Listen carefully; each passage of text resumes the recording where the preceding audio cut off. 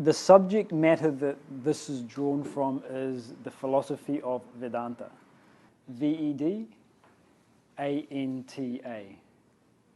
Vedanta. In fact, that's where we can start. The word Vedanta is a Sanskrit word.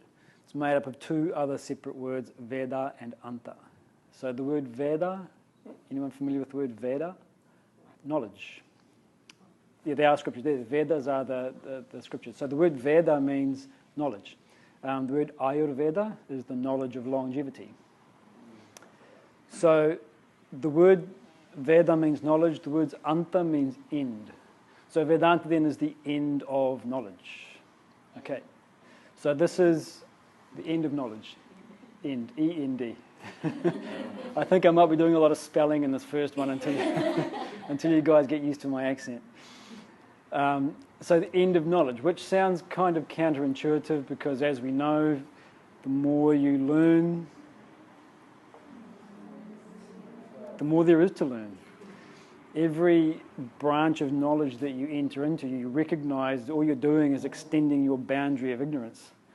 So knowledge doesn't have an end, and all branches of knowledge ultimately sort of bleed into each other. There's no compartmentalization of knowledge.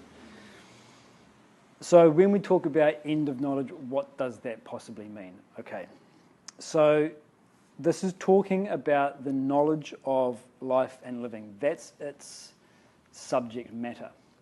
So when you look at your life and the way that you are living it, what are you trying to achieve? What we want to understand is that every pursuit that we engage in, we are looking for a sense of satisfaction, well-being, happiness, peace of mind, whatever word you want to use. This is what we're looking for. There's a nice Greek word they use, eudaimonia. This word sort of has the connotation of not just an emotional fluctuation of joy, but rather a sense of living well. So everything that we do then is aimed at this sense of satisfaction. A person gets married because there's a sense of incompleteness, a sense of wanting. The person gets married in order to assuage that sensation and become happy, become complete, become satisfied. After a certain number of years of marriage, he divorces for the exact same reason, for that sense of satisfaction. One person picks up a cigarette and smokes. Why? Satisfaction. Another person quits smoking because satisfaction. So if you sort of look at it that way, this is our starting point. Everything we're doing is for a sense of satisfaction. Now, it's not just a sense of satisfaction, because it never happens that when you have achieved satisfaction from something, then you're done. Okay, I've found the perfect partner, and so I'm happy. But it never ends there. Once that desire or once that need has been satisfied, there'll be something else that comes into the personality. I want this, I want that.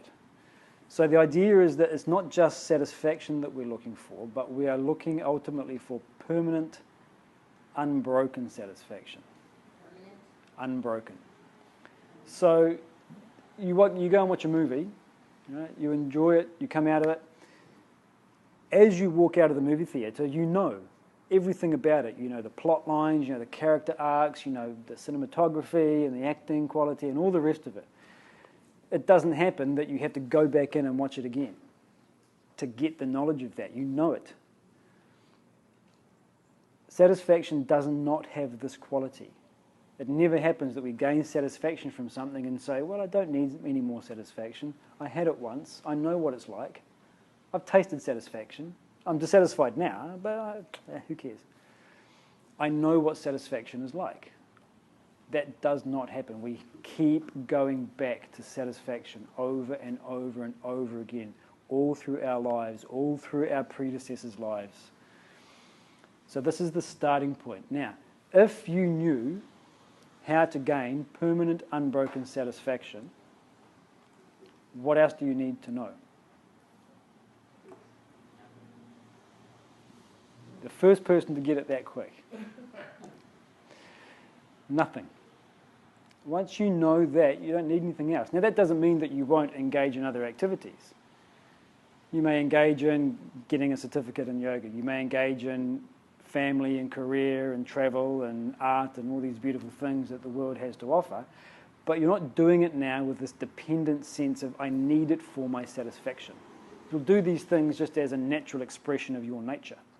So once you know that, once you know how to become permanently satisfied, you don't need to know anything else. You have achieved the culmination of human knowledge, the end of knowledge, Vedanta.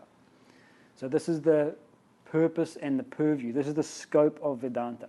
It's the knowledge of life and living to get us to that thing that we are always searching for, whether we know it or not, which is that permanent, unbroken sense of satisfaction.